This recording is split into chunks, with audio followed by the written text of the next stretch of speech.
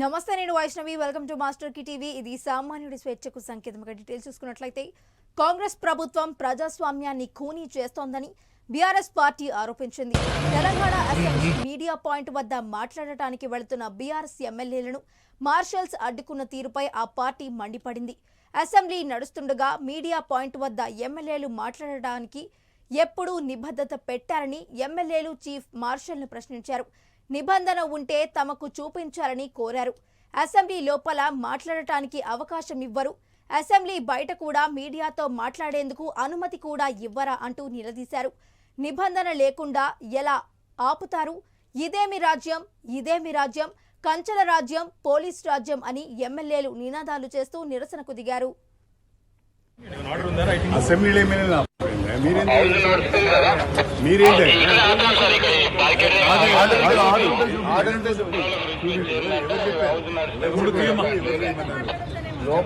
లోపల రెస్ట్రిక్షన్స్, బయట రెస్ట్రిక్షన్స్, ఇదేం పద్ధతి బాబు? ఆర్డర్ ఇక్కడ మీ ఆఫీస్ ఉన్నారా? రమన్, మీ ఆఫీస్ చీఫ్ మార్షల్ రమన్. ఇప్పుడు లోపల ఇయ్యరు, బయట కూడా ఆపడేనా బాబు? లోపల ఆపడే, బయట ఆపడే. ఇక ఇంత అప్రజాస్వామికంగా వ్యవహరిస్తేట్టున్నాయా? పద్ధతి లేదు, పాడు లేదా? ఎమ్మెల్యేలను కూడా ఆపుతారా? అది కూడా అసెంబ్లీ ప్రాంగణంలో. మెంబర్స్ కు ఎటువంటి బులెటిన్ కానీ లేదు. ఏదైనా ఉంటే బులెటిన్ మెంబర్స్ కు ఉంటుంది. మెంబర్స్ కి చెప్పినాక లెక్క. నువ్వు ఎట్లా ఆర్డర్ లైవ్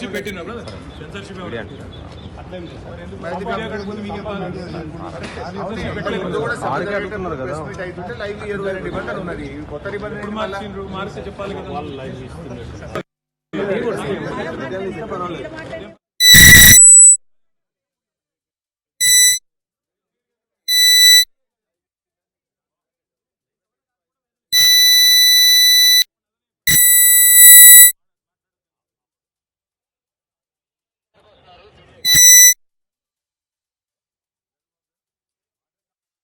బీఆర్ఎస్ ఎమ్మెల్యేలు ప్రశ్నించారు.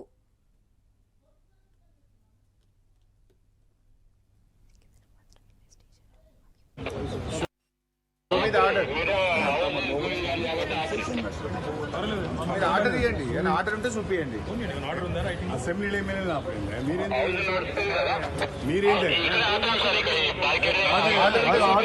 ఆర్డర్ ఉంటే లోపల రెస్ట్రిక్షన్స్, బయట రెస్ట్రిక్షన్స్, ఇదేం పద్ధతి బాబు? ఆర్డర్ కాపీ ఇక్కడ మీ ఆఫీస్ ఉన్నారా?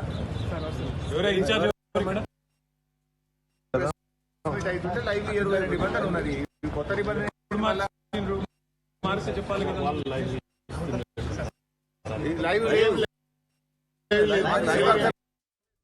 అసెంబ్లీలో ముళ్ల కంచెలు ఏర్పాటు చేయడంపై బీఆర్ఎస్ మండిపడింది. అసెంబ్లీ మీడియా పాయింట్ వద్ద మాట్లాడటానికి వెళ్తున్న బీఆర్ఎస్ ఎమ్మెల్యేలను మార్షల్స్ అడ్డుకోగా ప్రజాస్వామ్యాన్ని కాంగ్రెస్ ప్రభుత్వం ఖూనీ చేస్తోందని నిరసనకు దిగారు. అసెంబ్లీ ఆవరణలో ఇవేమి కంచెలని బీఆర్ఎస్ ఎమ్మెల్యేలు ప్రశ్నించారు.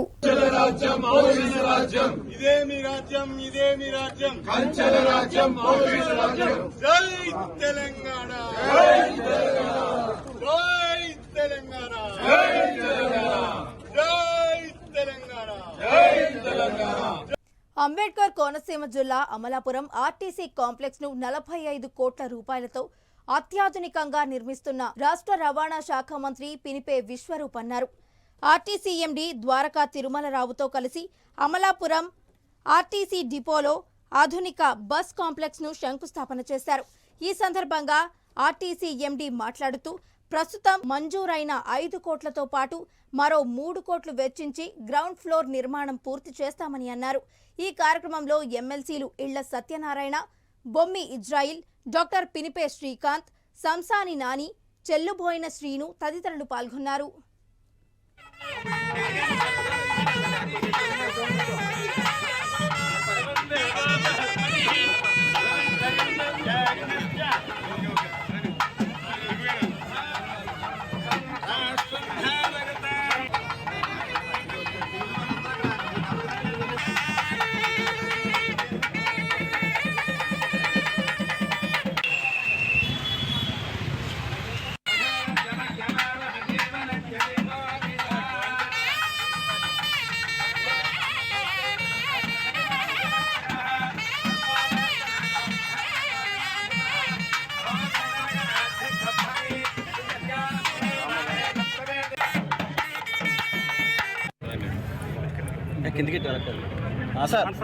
ఈరోజు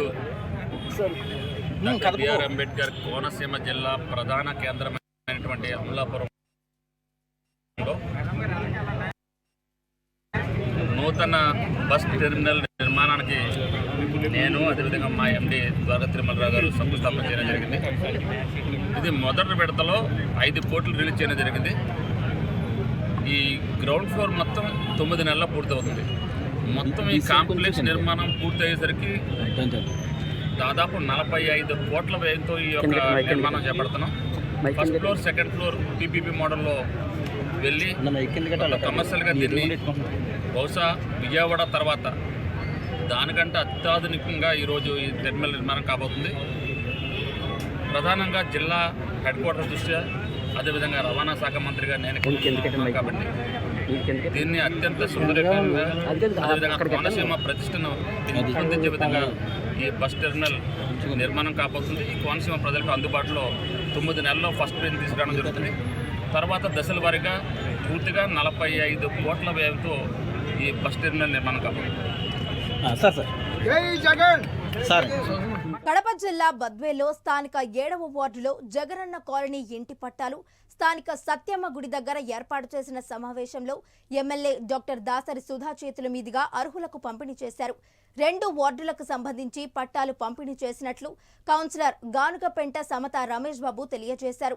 ఈ కార్యక్రమంలో మున్సిపల్ చైర్మన్ రాజగోపాల్ రెడ్డి, పట్టణ అధ్యక్షుడు సుందర్ రామిరెడ్డి, జేసీఎస్ కన్వీనర్ ఈగ యద్దారెడ్డి, మున్సిపల్ కమిషనర్ కృష్ణ, సరిబాట మౌలాని, గ్రామ ప్రజలు తదితరులు పాల్గొన్నారు.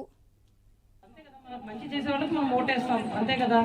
ఇప్పుడు గతంలో ఆయన ఏం చేసినాడు, ఏం చెప్పినాడు, ఏం చేసినాడు, జగనన్న ఏం చెప్పినాడు అది చేసినాడా లేదా, అంతే కావాల్సిందా లేదా, మనకు హాస్పిటల్స్ బాగున్నాయా లేదా, కౌన్సిలర్ వాళ్ళు యాక్టివ్గా ఉంటారు, మీకు అందుబాటులో ఉన్నారా లేదా వేసినారు, మీకు నీళ్ల సమస్యలు ఏమన్నా, చైర్మన్ గారు కానీ నేను కానీ మీ కౌన్సిలర్ గారు కానీ మీకు అందరికి మేమంతా కష్టపడి పనిచేస్తున్నాం మా పార్టీకి. ఎందుకంటే మీకు ఎప్పుడు మనం మళ్ళీ కూడా ఇవన్నీ కూడా మీకు ఆల్రెడీ జగనన్న అన్ని చేసి చూపించినారు. ఇంకా మీకు మళ్ళీ ఇంకా చెప్పేది ఏమి లేదు. ఎన్నిసార్లు చెప్పినా ఇదే, మనకు మంచి జరిగిందా లేదా. స్పందించి ఆ రోజు మన విఆర్ఓ సుధాకర్ గారికి ఈ విషయాన్ని దృష్టి తీసుకెళ్లి వీళ్ళ సమస్యలు మీరు ఇమీడియట్ గా క్లియర్ చేసి వాళ్ళకు బాగా చదువుైన చోట స్థలం చూపించి వాళ్ళకి పట్టాలు ఇవ్వని చెప్పి మేడం గారు ఆదేశించడం జరిగింది. ఆ ఆదేశాలకు అనుసారంగా మన సుధాకర్ రెడ్డి సార్ కూడా చొరవ తీసుకొని పట్టాలు తొందరగా రావడానికి సహకారం అందించడం జరిగింది. సో మా వార్డు తరఫున ముందు ఈ పట్టాలు మంజూరానికి కృషి చేసిన మేడం గారు అందరికీ ధన్యవాదాలు తెలియజేస్తున్నా. ఒకసారి చప్పట్లు. ఈ యొక్క వ్యవస్థని ఏదో ఒక రకంగా తెలుగుదేశం పార్టీ గుప్పెట్లోకి తీసుకుంటే మళ్ళీ మొదటికి వచ్చి సదర్శకాలం ముఖ్యమంత్రి గారు చెప్పినట్టు పేదలకు ధనికులకు మధ్య జరిగే వారని మళ్ళీ ధనికులు జరిగి తెలుగుదేశం పార్టీ బాగా ప్రయత్నం చేస్తూ ఉంది. అందుకే మీరు చాలా జాగ్రత్తగా ఉండాలి. చాలా అంటే ఏమారితే ఇంకొకటి కూడా ఎన్నో ఆశలు చెప్తారు. పాత పెన్షన్ పై పార్టీల వైఖరి తెలపాలని యూటీఎఫ్ డిమాండ్ చేసింది. గౌరవ సుప్రీంకోర్టు తీర్పు ప్రకారం ఉద్యోగ ఉపాధ్యాయులు పదవీ విరమణ అనంతరం సమాజంలో గౌరవప్రదంగా జీవించడానికి పాత పెన్షన్ విధానం అవసరమని, మరి అలాంటి పాత పెన్షన్ పై రాజకీయ పార్టీల వైఖరేంటో తెలపాలని యూటీఎఫ్ రాష్ట్ర కార్యదర్శి లక్ష్మీరాజా, జిల్లా ప్రధాన కార్యదర్శి పాలెం మహేష్ బాబు కోరారు. కడపలోని ప్రధాన తపాలా కార్యాలయం వద్ద అన్ని రాజకీయ పార్టీల రాష్ట్ర అధ్యక్షులకు పోస్ట్ కార్డు ద్వారా తమ డిమాండ్ను తెలియజేశారు.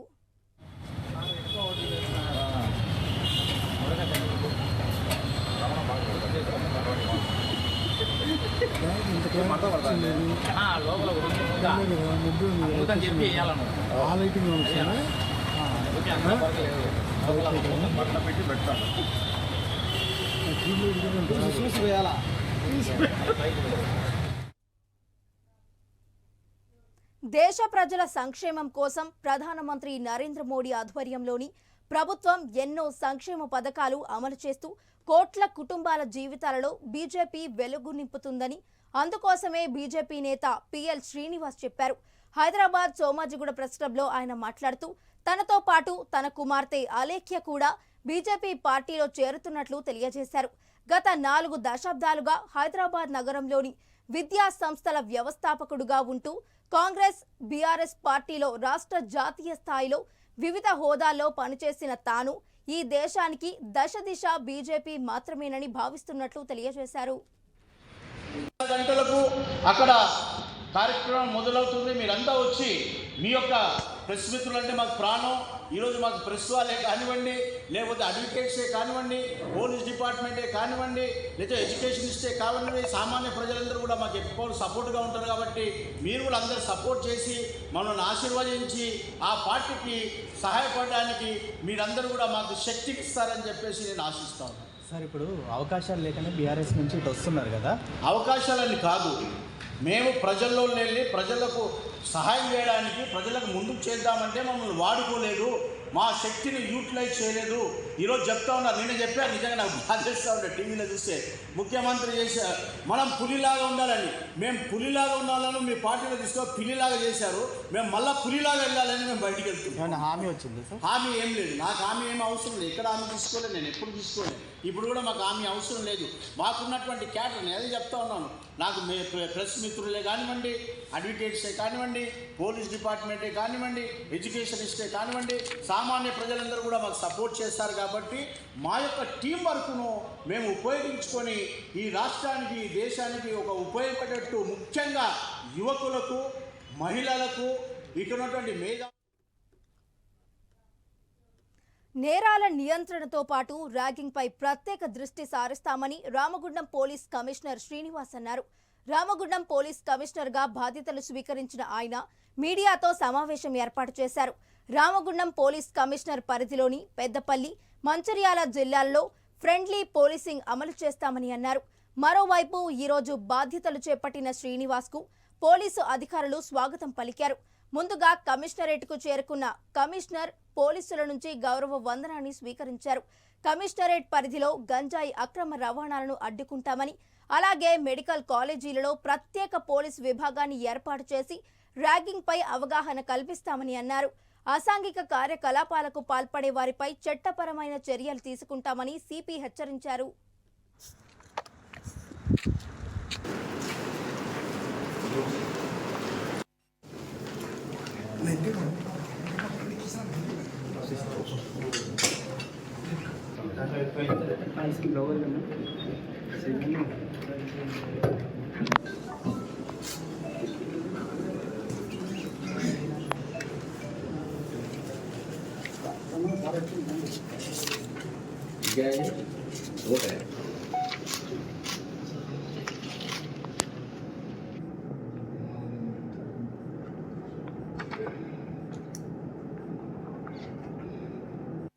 వచ్చి ఏదో అది ఆకతాయి పెళ్లి కదా చేస్తామంటే మాత్రం వాళ్ళ కౌన్సిలింగ్ చేసి నెక్స్ట్ టైం నేను చెప్పేది ఏంటంటే దాన్ని ఇలా కన్వర్ట్ చేయాలి.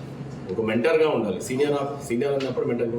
ఏ కాలేజీలో అయినా కానీ ఇప్పుడు ఆ కాలేజీలో యాంటీ ర్యాగింగ్ టీమ్స్ పెడతాము, యాక్టివేట్ చేస్తాము. తర్వాత వీళ్ళందరూ మా పోలీస్ ఆఫీసర్స్, దాంట్లో ఉన్న ప్రిన్సిపల్, దాంట్లో ఉన్న మేజర్, లేడీ డాక్టర్స్ కానీ, లేడీ సూపరింటెండెంట్స్ కానీ, వాళ్ళందరూ దాంట్లో టీంలో ఉంటారు. Very soon will launch very good. And at the same time narcotics దాంట్లో ఒక్క ఆకు కూడా వేస్తే కూడా నేను వదిలిపెట్టేస్తాను. ఎక్కడ నుంచి అంటున్నా రాసేది ఈ మధ్య చూశాను, నిన్ననే చూశాను. అక్కడ నుంచి వస్తుంది, ఇక్కడ నుంచి వస్తుంది. Total will seal it, total seal చేసేస్తాము. తర్వాత ఎవడన్నా నేను వాళ్ళకి చెప్పుకోవచ్చు, వీళ్ళకి చెప్పుకోవచ్చు, నేను ఎట్లా చేస్తా, నేను చేసుకోవచ్చు అని మాత్రం ఇప్పుడు చెప్తున్నా. అర్థమైందా? ఇప్పుడు చెప్తున్నా, నేను చేసుకోవచ్చు అనే ఆ ధీమా మాత్రం వదిలేయండి. నేను ఫోన్ బంద్ చేస్తా కానీ అది మాత్రం తీసేయండి. ఓకే సార్, వదిలే సమస్య లేదు అవన్నీ. ఓకే.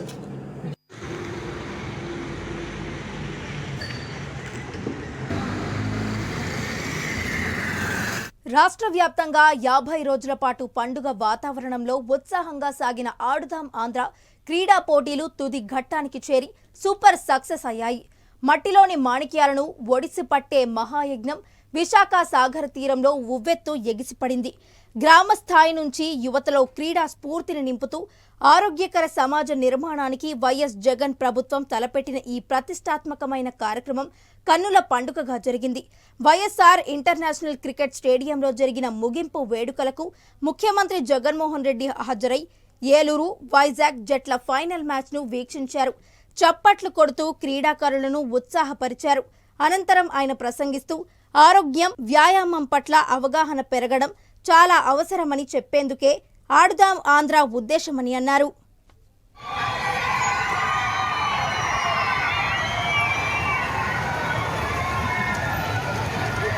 మంది పిల్లలను టాలెంట్ ఉంది, మట్టిలో మాణిక్యాలు వీళ్ళకి ఇంకా సరైన ట్రైనింగ్ కన్నా ఇవ్వగలిగితే వీళ్ళందరూ కూడా జాతీయ స్థాయిలోనూ అంతర్జాతీయ స్థాయిలోనూ ఆడే పరిస్థితి ఉంటుంది అని చెప్పి ఈ పిల్లలను ఐడెంటిఫై చేసి ఈ పిల్లలకు మరింత ట్రైనింగ్ ఇచ్చే దిశగా అడుగులు వేయడం మొదలుపెట్టాం.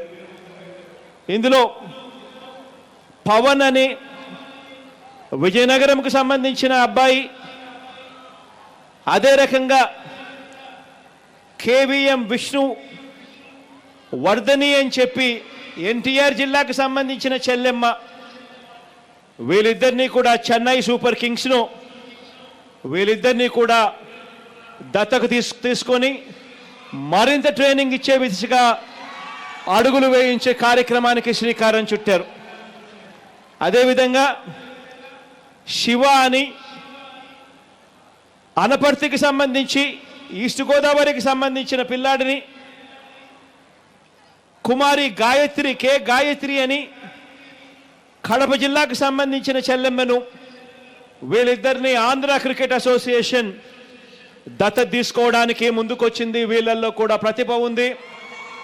సానపడితే వీళ్ళందరూ కూడా జాతీయ స్థాయిలోనూ అంతర్జాతీయ స్థాయిలోనూ ఆడే పొటెన్షియల్ వీళ్ళకు ఉంది అని చెప్పి, అదేవిధంగా కబడ్డీకి సంబంధించి సతీష్ అని తిరుపతి జిల్లాకు సంబంధించి, అదే మాదిరిగా బాలకృష్ణారెడ్డి అని బాపట్లకు సంబంధించి, సుమన్ అని మళ్ళీ తిరుపతికి సంబంధించి, ఈ ముగ్గురిని కబడ్డీకి సంబంధించి ప్రో కబడ్డీ టీం దత్తత తీసుకోవడం జరిగింది. బాలకృష్ణను, సతీష్ను, సుమన్ను, సంధ్య అని విశాఖపట్నం చెందిన చెల్లెమ్మను, వీళ్ళిద్దరిని ఏపీ కబడ్డీ అసోసియేషన్ దత్తత తీసుకోవడానికి ముందుకు వచ్చింది. అదేవిధంగా వాలీబాల్కు సంబంధించి సత్యమని శ్రీకాకుళం జిల్లాకు సత్యమని శ్రీకాకుళం జిల్లాకు సంబంధించిన తమ్ముడిని, అదే రకంగా మహిళలకు సంబంధించి చెల్లెమ్మలకు సంబంధించి మౌనిక అని బాపట్లకు సంబంధించిన చెల్లెమ్మ, వాలీబాల్, ఖోఖో, బ్యాడ్మింటన్, ఇటువంటి 5 రకాల క్రీడలను కూడా గత 47 రోజులుగా గ్రామ స్థాయి నుంచి ప్రోత్సహించే కార్యక్రమం చేస్తూ ఉన్నాం. ఇందులో దాదాపుగా 25,40,000 మంది క్రీడాకారులు గ్రామ స్థాయి నుంచి పాల్గొన్నారు. దాదాపుగా 47 రోజుల పాటు జరిగిన ఈ కార్యక్రమంలో ఏకంగా 3,30,000 పోటీలు గ్రామ స్థాయి, వార్డు స్థాయిలో పోటీలు జరిగితే 1,24,000 పోటీలు మండల స్థాయిలో జరిగితే మరో 7,346 పోటీలు నియోజకవర్గ స్థాయిలో జరిగితే 1,731 పోటీలు జిల్లా స్థాయిలో జరిగితే 260 మ్యాచ్లు రాష్ట్ర స్థాయిలో నిర్వహిస్తే ఈరోజు ఫైనల్స్ ముగించుకొని ఈరోజు ఈ విశాఖలో, ఈ ఉత్తరాంధ్రలో మన కోడి రామమూర్తి గారి గడ్డ మీద సగర్వంగా కూడా ఈ 4వ రాజధానిగా హైదరాబాద్ అని వైసీపీ నేత సుబ్బారెడ్డి అనడం వెనుక కుట్ర దాగి ఉందని మాజీ మంత్రి దాడి వీరభద్రారావు ఆరోపించారు. మన రాజధాని హైదరాబాద్ అనడం ద్వారా రేవంత్ రెడ్డికి వ్యతిరేకంగా ప్రజల్ని రెచ్చగొట్టడమేనని అన్నారు.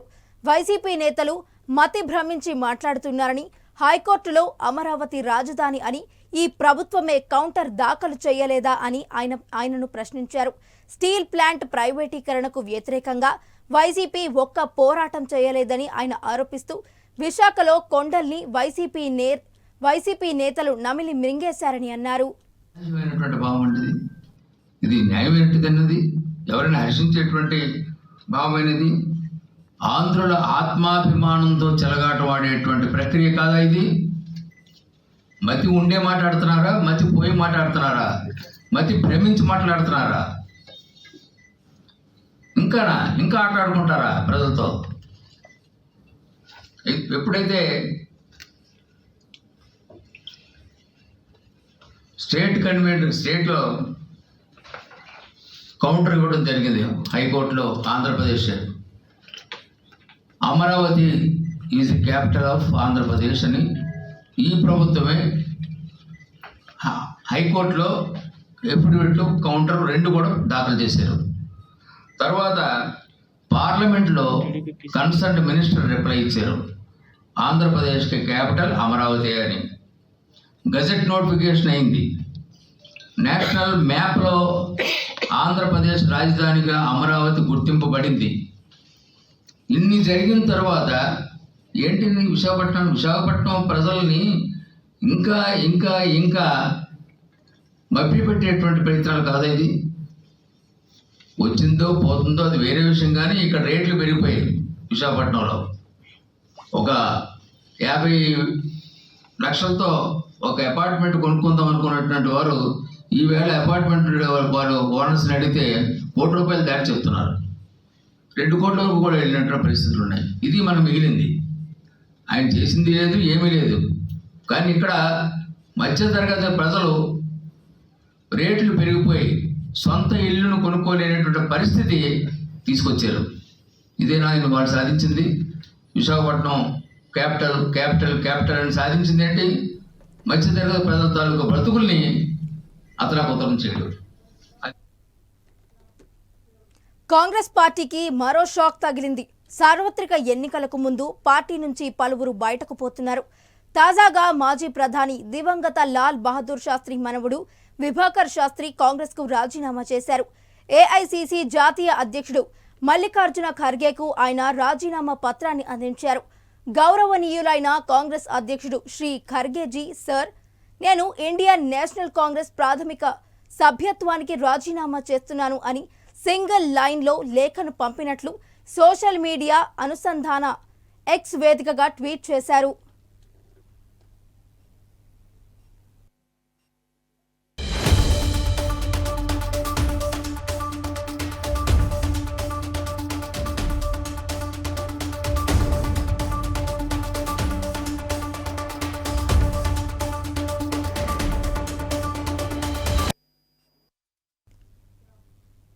ఇక ఇవి ఈ బులెటిన్ అప్డేట్స్. మరిన్ని అప్డేట్స్ తో మళ్ళీ కలుద్దాం. Until then keep watching Master Key TV. ఇది సామాన్యుడి స్వేచ్ఛకు సంకేతం.